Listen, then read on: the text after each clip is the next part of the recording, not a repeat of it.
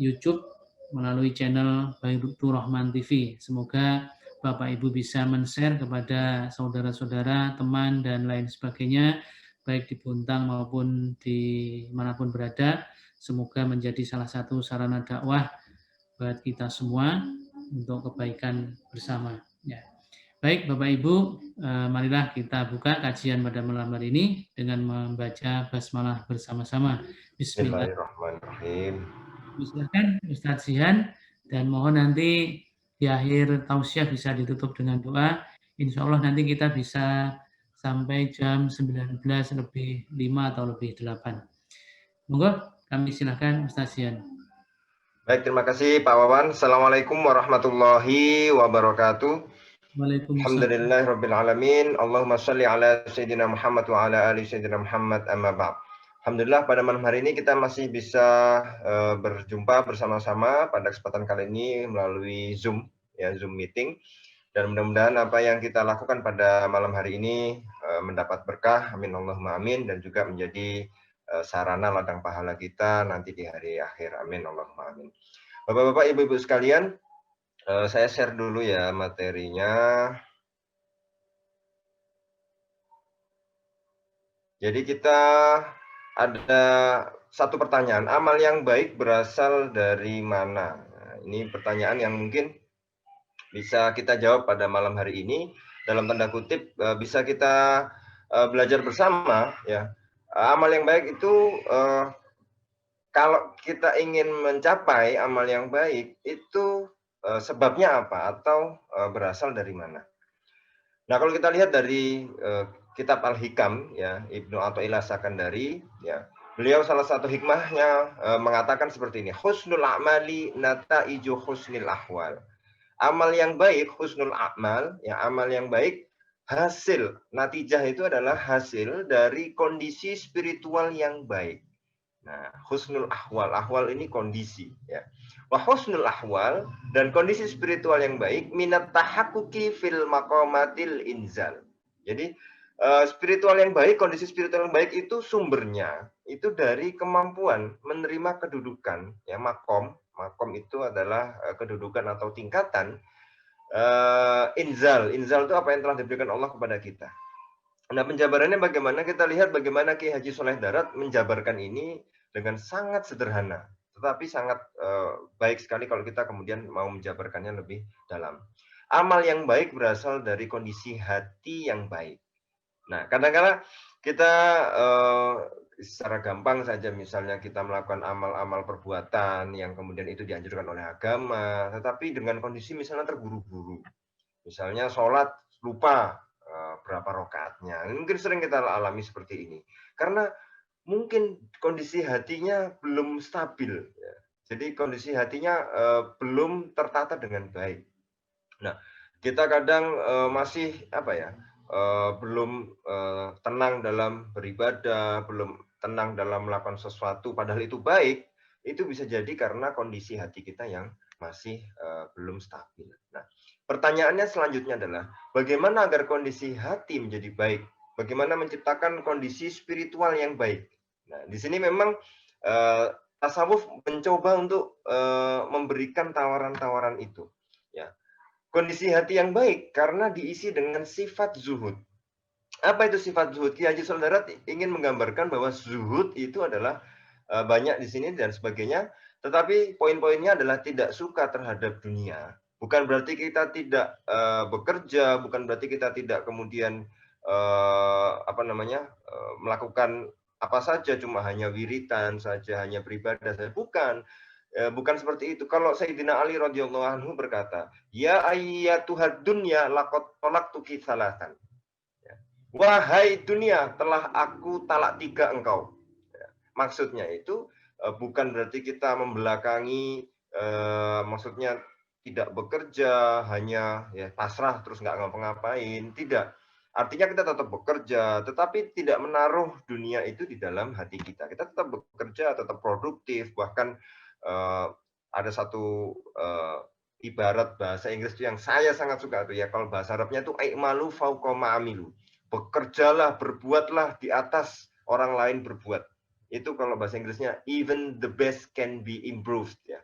Bahkan yang terbaik pun masih bisa diperbaiki lagi. Itu memang harus seperti itu. Umat Islam harus punya itkon. Itkon itu adalah kesungguhan dalam melakukan segala sesuatu. Tetapi apa yang kemudian dalam lingkup tasawuf itu tidak dimasukkan dalam hati, tidak dimasukkan dalam pikiran. Itu hanya dikerjakan, yaitu ditaruh dunia itu hanya di tangan. Nah, itu ya. Tapi produktivitas tetap, bukan berarti kemudian orang yang image-nya tasawuf itu kemudian tidak ngapa-ngapain, pakainya lusuh, rambutnya acak-acakan. Tidak seperti itu ya. Ikhlas dalam segala amal ibadah, tawaduk itu rendah hati, ya, dan lain sebagainya. Ini yang kemudian judul utamanya adalah kondisi hati yang baik karena dipenuhi dengan sifat zuhud. Nah, kondisi inilah yang melahirkan amal ibadah fisik yang terbebas dari riya. Nah, ini yang kemudian latihan, ya, yang latihan di dalam tasawuf itu salik, murid itu dicoba untuk membersihkan amal ibadah itu dari sifat riya atau sum'ah. Riya pengen dilihat orang lain, sum'ah pengen didengar orang lain. Itu yang seharusnya kita juga terus untuk bisa membersihkan hati seperti itu. Apa itu kondisi hati yang baik? Bagusnya kondisi hati adalah sebagian tanda diberikannya cahaya uluhiyah. Uluhiyah ini dari kata ilahun, ya, cahaya ketuhanan lah kalau kita terjemahkan dalam bahasa Indonesia. Bagusnya kondisi hati adalah sebagian tanda diberikannya cahaya uluhiyah. Jadi tenang gitu. Maka mari kita cari di sekitar kita orang yang tenang, yang kemudian kalau terhadap semuanya itu ya nggak tergesa-gesa, menghadapi segala macam kondisi aman.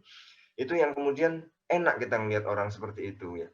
Meskipun sampai sekarang ya saya terus mencari gitu, ada sosok-sosok beberapa yang di Bontang ini yang kemudian saya jadikan rujukan kalau ada masalah apa saya konsultasikan. Tapi saya melihat bahwa wajah yang bercahaya itu dari hati yang bercahaya. Karena apa? Tenang. Jadi tenang. Jadi ketika tenang itu segala permasalahan itu dihadapi dengan baik. Nah, itu mengkondisikan hati yang tenang itulah yang memang sangat-sangat perlu kita belajar untuk itu, dan belajarnya mungkin sepanjang hayat, sepanjang kita hidup. Nah, cahaya tersebut hanya turun di hati seorang arif. Ini arif ini adalah definisi ya dalam konsep tasawuf. Arif itu adalah yang arif billah. Biasanya sambungannya seperti itu. Arif billah. Arif itu adalah orang yang tahu, ya, nanti juga beda dengan alim. Arif itu lebih kepada ma'rifat. Maka cahaya tersebut adalah cahaya ma'rifat. Arif itu yang mengetahui secara benar tentang bagaimana sifat-sifat Allah, bagaimana menghadapi segala kondisi yang ada di dunia ini. Akhirnya itu orang yang tenang. Artinya orang yang sudah mengenal Allah lah. Nah, kalau kita bahasa sederhananya seperti itu. Nah, kita lihat banyak orang yang beribadah tapi tergesa-gesa. Banyak orang yang beribadah tetapi hatinya tetap tidak tenang, ya kan? Walaupun banyak orang yang berzikir tapi hatinya masih belum tenang. Padahal ala bidzikrillah tatmainnul qulub. Katanya kalau zikir hatinya tenang. Nah, berarti di dalam zikirnya mungkin ada yang kurang, mungkin ada yang masih tercampur dengan segala sesuatu. Nah, itu yang di dalam tasawuf kita mencoba untuk membersihkannya. Nah, ketika cahaya tersebut sudah bersemayam di dalam hati, ia tidak akan mau mengaku-ngaku atau memamerkan amal ibadah. Tidak berpaling dari cinta Allah menuju cinta surga. Loh, emang kita tidak boleh cinta surga? Nah, nanti dalam pembahasan tasawuf, cinta yang murni, yang betul-betul itu cinta kepada Allah. Ya, jadi meskipun Allah sendiri menjanjikan surga kepada kita, gitu. Jadi memang tingkatannya macam-macam. Tetapi kalau dalam konsep ini adalah yang tertinggi adalah cinta kepada Allah. Walaupun tidak dilarang kita beribadah pengen masuk surga, tidak dilarang. Tetapi secara etika, secara akhlak, ya, kita ini di dunia, kita mendambakan dunia ini adalah kita ini makhluk, kita di dunia ini makhluk.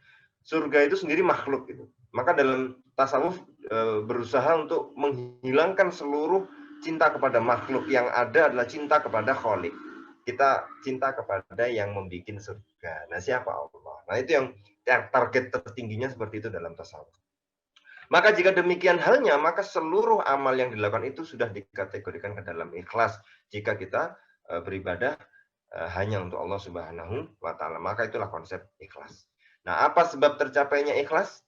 Sebab tercapainya ikhlas itu karena meninggalkan cinta dunia. Karena ikhlas wajib hukumnya, maka meninggalkan cinta dunia juga wajib hukumnya. Sebab sumber dari munculnya segala macam maksiat adalah cinta dunia. Nah, ini yang kalau kita jabarkan lebih dalam, mungkin dalam perenungan-perenungan kita di malam hari, ketika kita sendiri misalnya bangun tahajud, kemudian kita merenung lah, kita sediakan waktu untuk merenung. Apakah saya sudah ikhlas? Apakah saya apa yang kita punya ini kalau diambil oleh Allah kita ini bisa tenang atau justru gimana ya? Nah, seperti itu. Maka dalam konsep tasawuf yang dikatakan oleh Ki Haji Shaleh Darat di sini ikhlas itu wajib hukumnya. Ya, karena maka meninggalkan cinta dunia juga wajib hukumnya karena yang bisa mengganggu ikhlasnya itu adalah karena cinta dunia. Wah, Rasulullah itu bersabda, saya nggak takut kalau umat saya itu jadi syirik, enggak, menyembah berhala saya enggak takut karena konsep teologi ketuhanan tauhid itu sudah paling sederhana dan paling sesuai fitrah gitu loh. Ya, jadi dibandingkan dengan agama-agama lain, Islam itu yang sudah paling rasional dan paling sesuai fitrah gitu.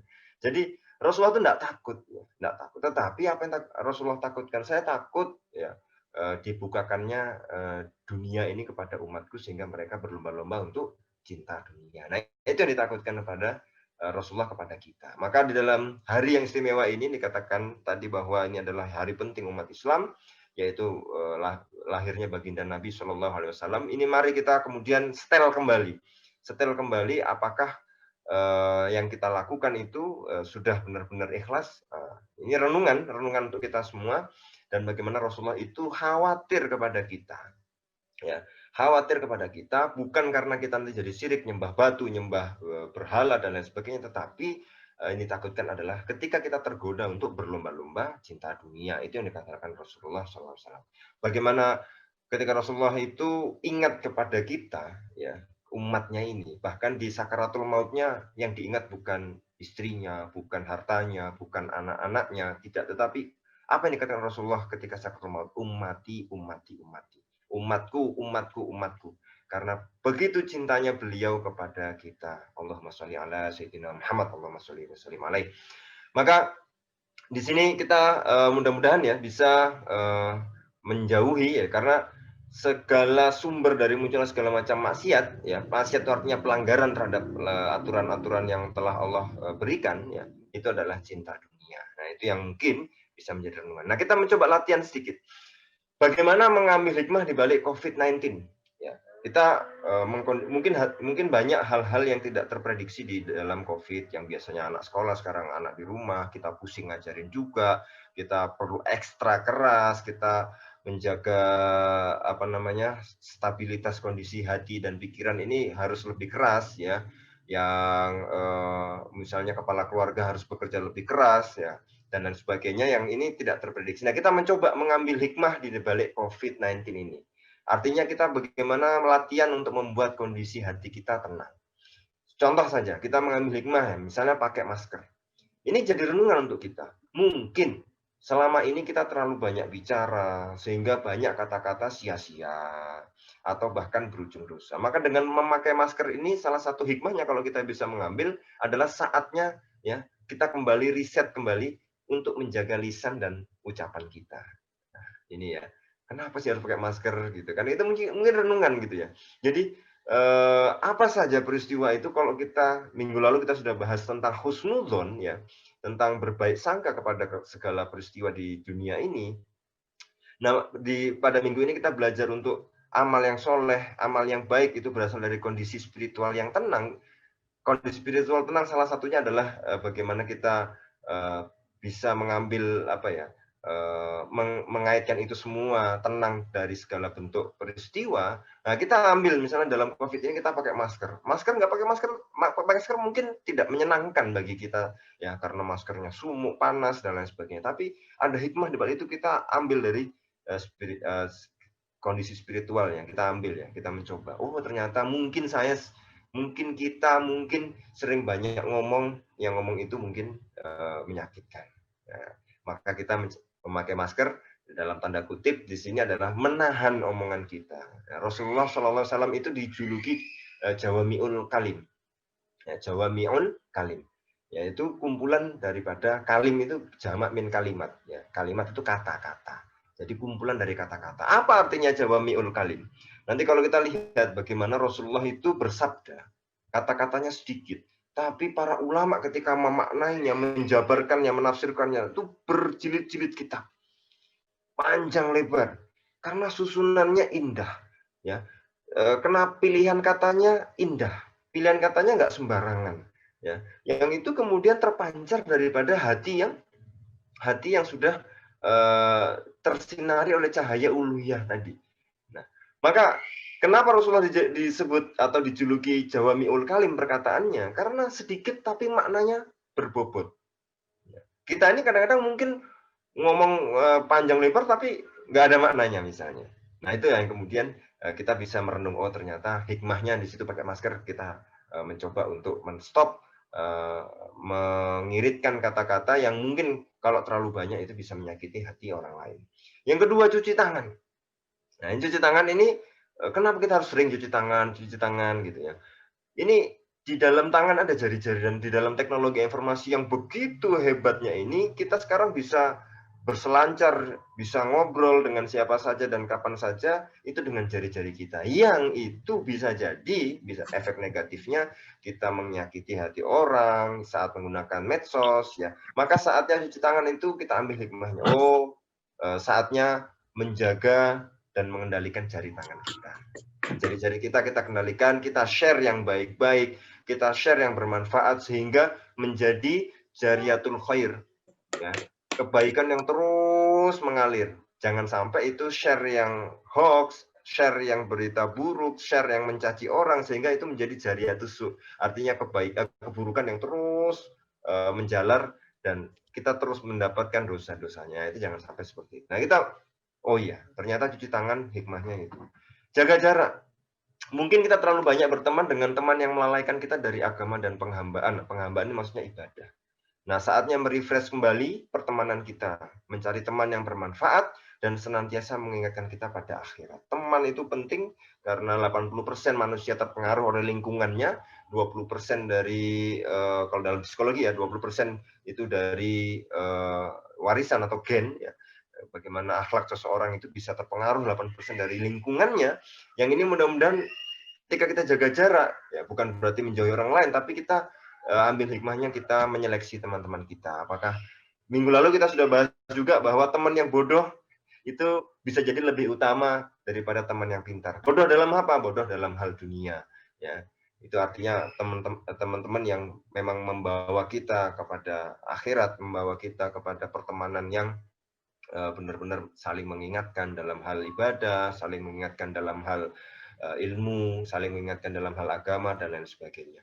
Nah, disinilah ya kita mencoba untuk meng-create. Jadi hati atau kondisi spiritual itu tidak serta-merta, itu harus butuh pertahanan atau perjuangan yang luar biasa. Bagaimana meng-create, menciptakan hati yang kondisi hati spiritual yang bagus. Nah, ketika kondisi hati spiritual yang bagus, maka ibadah tenang, kerja tenang. Kalau ada musibah atau apa, ya tenang. Oh ya, ini sudah takdirnya. Oh, aku sudah berusaha semaksimal mungkin, ya sudah, ini yang terbaik, kita jalani. Sehingga mental kita menjadi kuat. Artinya bahwa kita benar-benar merasakan, menjalankan bahwa apa yang kita lakukan ini adalah apapun itu adalah kalau di dalam ad-dunya bala ya. Jadi dunia ini adalah cobaan ya. Dunia ini adalah ujian. Jadi apa yang ada di dunia ini adalah ujian, nanti apa jazanya itu atau balasannya nanti di akhirat. Nah, apapun yang kita hadapi, sehat, sakit, itu ujian. Kaya, miskin, itu ujian. Ada masalah maupun tidak ada masalah, utang ataupun nggak punya utang, itu semuanya adalah ujian. Maka panennya nanti mudah-mudahan kita bisa panen raya sama-sama di akhirat nanti, dan mudah-mudahan kita bisa bertemu kembali di akhirat nanti bersama teman-teman kita, bersama saudara-saudara kita yang kita hidup di dunia ini bersama-sama. Amin Allahumma amin. Dan salah satu saya mungkin jadi pengingat bagi kita dari para ulama agar selamat dari wabah, menghadirkan Nabi Muhammad SAW dengan memperbanyak sholawat, dan yang kedua dengan memperbanyak istighfar.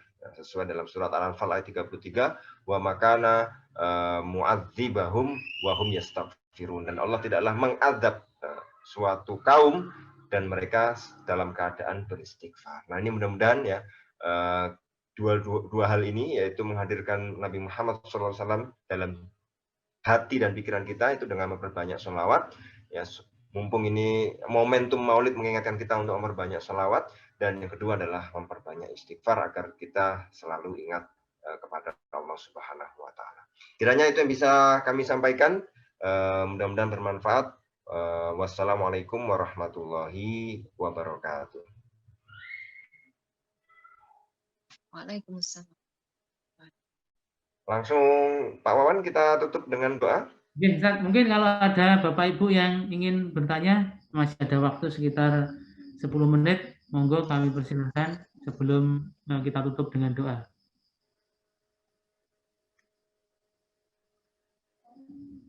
Monggo Bapak Ibu kalau ada pertanyaan terkait amal yang baik berasal dari mana ya. Jadi tadi sudah dijelaskan bahwa hati yang baik dengan tenang dalam beribadah ya. Bagaimana kondisi hati spiritual kita yang baik tentu saja akan menjadi spirit kita untuk bagaimana melaksanakan ibadah dengan baiknya. Yang salah satunya adalah tadi mengenai sifat zuhud, kemudian bagusnya kondisi hati sehingga mencerminkan keikhlasan kita dalam beribadah dan juga berperilaku secara sosial. Mungkin silakan Bapak Ibu kalau ada pertanyaan sebelum nanti Ustadz Zihan menutup dengan doa.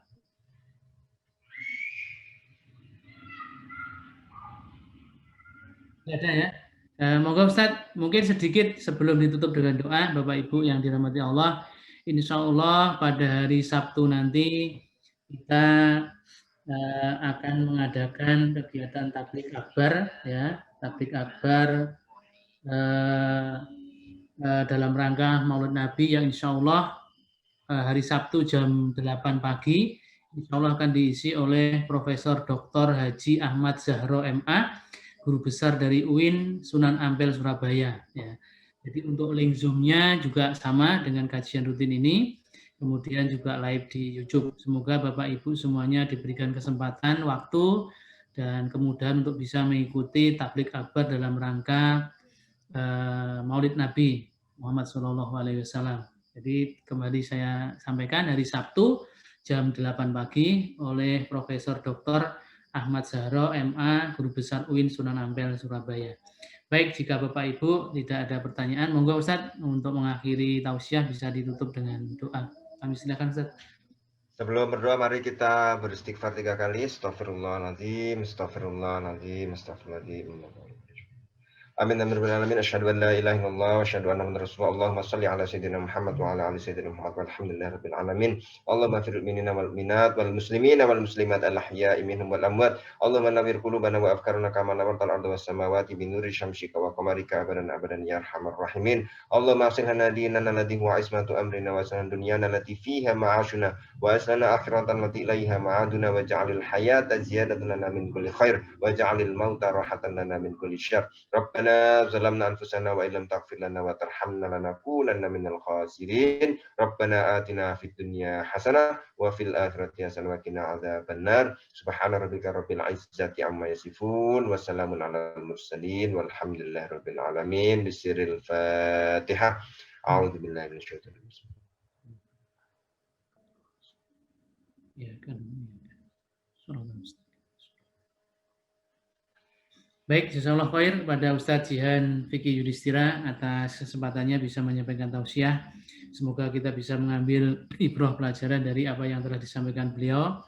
Dan kepada teman-teman kita yang saat ini mungkin sedang diuji oleh Allah dengan sakit, dengan sedikit ujian dan juga kesempitan dan juga hal-hal yang lain, semoga diberikan kekuatan, ketabahan, kesabaran oleh Allah Subhanahu wa taala. Yang sakit segera diberikan kesembuhan, pulih kembali, bisa berkumpul dengan keluarga, dengan sanak saudara, dengan teman-teman, bisa kembali bekerja dengan lebih produktif kembali. Dan bagi kita yang mungkin diberikan kelapangan, kesehatan, kelapangan rezeki dan segala sesuatunya, semoga kita juga dimampukan untuk selalu bersyukur atas segala nikmat dan karunia Allah Subhanahu wa taala. Puncak dari sebuah silaturahmi adalah bagaimana kita memperhatikan saudara-saudara kita, teman-teman kita, dan juga mendoakan teman-teman kita yang mungkin sedang mendapat ujian dari Allah Subhanahu wa taala. Terus tetap berikhtiar bersama-sama kita semaksimal mungkin bertawakal dan berdoa. Semoga kondisi pandemi ini semakin membaik, kondisi semakin kondusif, dan semoga kita diberikan kemampuan oleh Allah untuk bisa melewati ujian ini dengan baik. Baik, untuk Bapak Ibu semuanya tetap patuhi protokol kesehatan pencegahan COVID-19. Untuk teman-teman yang saat ini mungkin sedang dirawat, diisolasi, tetap patuhi anjuran dokter, anjuran perawat. Semoga ini menjadi salah satu ikhtiar kita untuk bisa melewati ujian ini dengan baik. Baik, karena sudah hampir menginjak waktu sholat Isya, kami sampaikan selamat menunaikan ibadah sholat Isya, selamat beristirahat. Besok hari Sabtu pagi kami tunggu dalam kegiatan acara tabligh akbar dalam rangka Maulid Nabi. Terima kasih, selamat malam. Wassalamualaikum warahmatullahi wabarakatuh. Terima kasih Bapak Ibu semuanya. Terima kasih, tetap semangat ya Bapak Ibu semuanya.